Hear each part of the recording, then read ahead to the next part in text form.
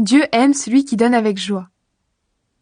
Pour l'aide à apporter aux chrétiens de Jérusalem, c'est inutile de vous écrire.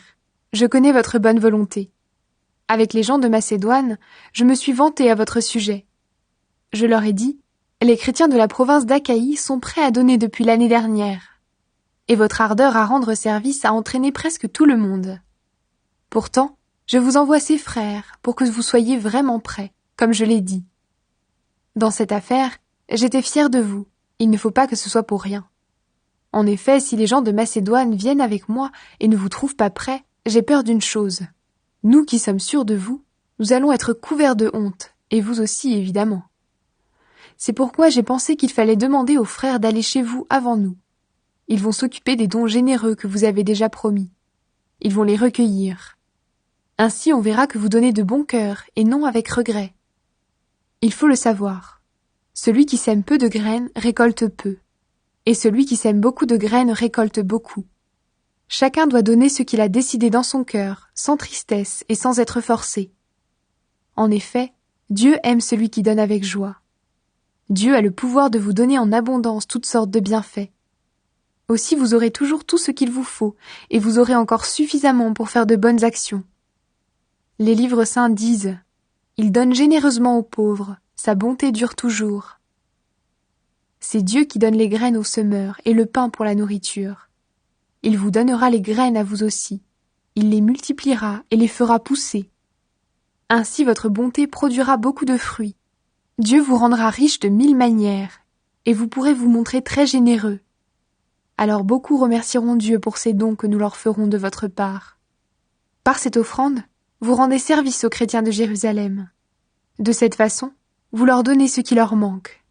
De plus, vous les encouragez tous à remercier Dieu du fond du cœur. Vous montrez que vous obéissez à la bonne nouvelle du Christ. Vous mettez généreusement en commun ce que vous avez, avec les chrétiens de Jérusalem et avec tous. À cause de tout cela, ils reconnaîtront la valeur de ce service et ils rendront gloire à Dieu. Dieu vous a donné en abondance de grands bienfaits. Pour cela, ils vous montreront leur amour en priant pour vous. Remercions Dieu pour ses bienfaits extraordinaires.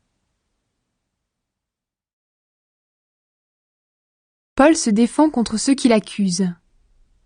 Moi, Paul, je vous fais une demande personnelle à cause de la douceur et de la bonté du Christ.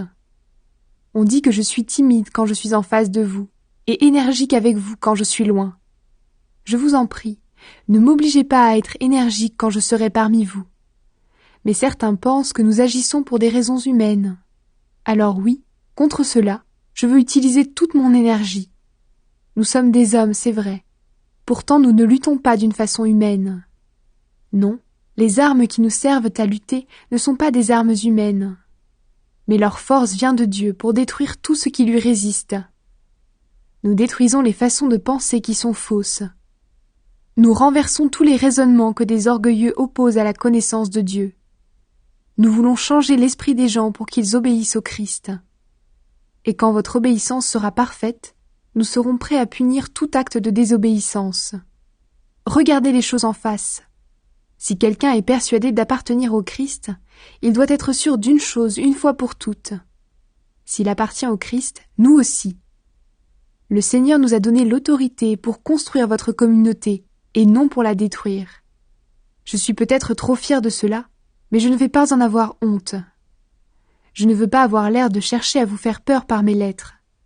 En effet, certains disent « Les lettres de Paul sont sévères et énergiques. » Mais quand il est au milieu de nous, il est faible et ce qu'il dit ne vaut rien. Celui qui parle ainsi doit être sûr d'une chose. Quand nous sommes absents, nous vous écrivons des lettres sévères. Quand nous serons présents, nous agirons aussi avec sévérité. Il n'y aura pas de différence. Certains pensent beaucoup de bien d'eux-mêmes.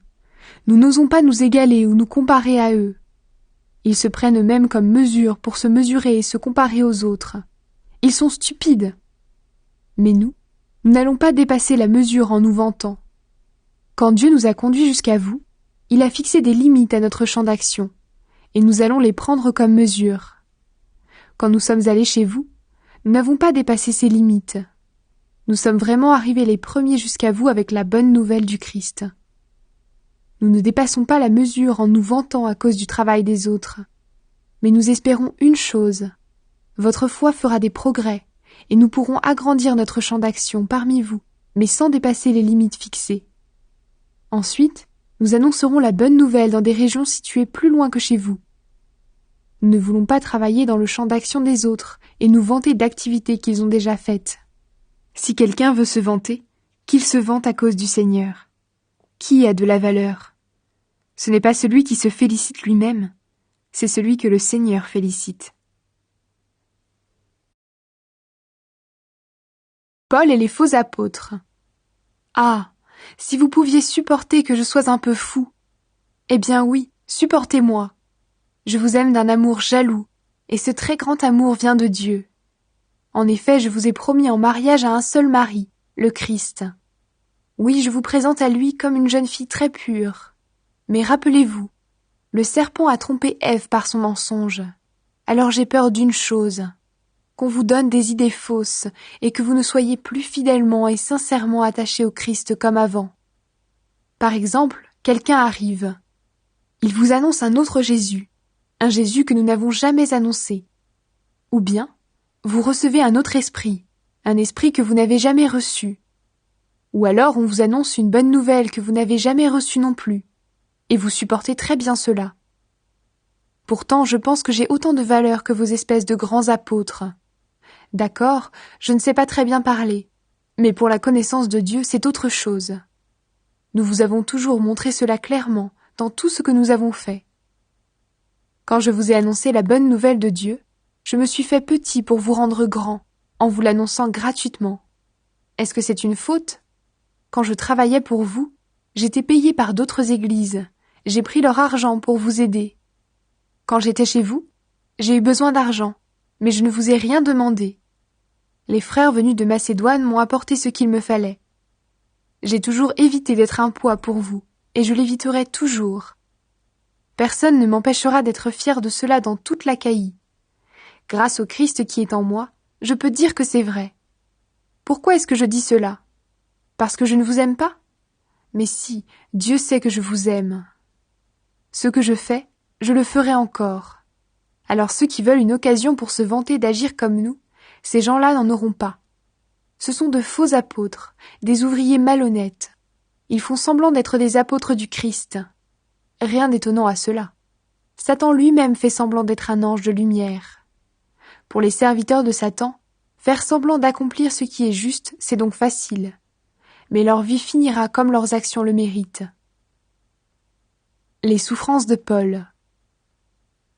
Je le répète, ne pensez pas que je suis fou. Ou bien alors, acceptez que je sois fou, et je pourrais, moi aussi, me vanter un peu. Ce que je vais dire, je ne le dis pas comme le Seigneur le veut, je le dis comme un fou. En effet, je suis sûr d'avoir des raisons de me vanter. Beaucoup se vantent pour des raisons humaines. Eh bien moi aussi je vais me vanter. Vous qui êtes des personnes sages, vous supportez volontiers ceux qui ne le sont pas. Les gens vous rendent esclaves, ils profitent de vous, ils volent tout ce que vous avez, ils vous méprisent, ils vous frappent au visage et vous supportez tout cela. J'ai honte de le dire, nous avons été trop faibles. Pourtant, si quelqu'un ose se vanter de quelque chose, je vais l'oser moi aussi, même si je parle comme un fou. Ils sont hébreux, moi aussi. Israélites, moi aussi. De la famille d'Abraham, moi aussi. Des serviteurs du Christ, je le suis bien plus qu'eux. En disant cela, je parle encore comme un fou. J'ai travaillé plus qu'eux, j'ai été en prison plus souvent qu'eux. On m'a frappé encore beaucoup plus, et j'ai été en danger de mort plus souvent qu'eux. 5 fois les Juifs m'ont donné les 39 coups de fouet. 3 fois les Romains m'ont frappé durement. 1 fois on m'a jeté des pierres pour me tuer. 3 fois j'ai été sur un bateau qui a coulé, et 1 fois j'ai passé un jour et une nuit dans l'eau. J'ai fait beaucoup de voyages et j'ai connu beaucoup de dangers. Dangers à cause des rivières, des bandits, de mes frères juifs ou des non-juifs. Danger dans les villes, danger dans le désert, danger sur la mer, danger des faux frères. J'ai fait des travaux très fatigants, et j'ai souvent manqué de sommeil. J'ai eu faim et soif, et j'ai souvent manqué de nourriture. J'ai eu froid, et j'ai manqué de vêtements. Et je n'ai pas parlé de la chose la plus